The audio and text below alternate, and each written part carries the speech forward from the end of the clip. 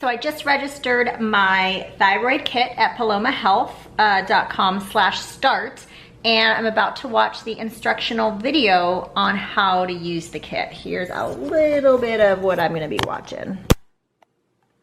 Your Paloma Thyroid Kit. What's next? The process is easy, but it's important to follow directions to make sure your sample is good to go for... All right, so I did all the prep.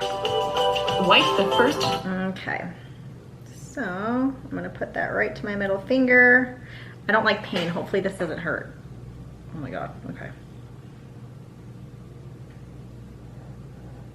Until I hear it click. Ah! Okay, that was fast. Okay, so I'm gonna put that down. So I'm gonna start pushing the blood towards the middle finger.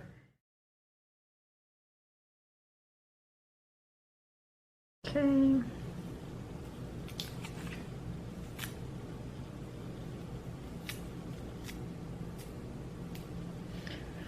Okay, so here is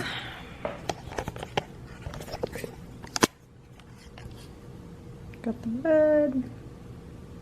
All right, and I'm gonna send off.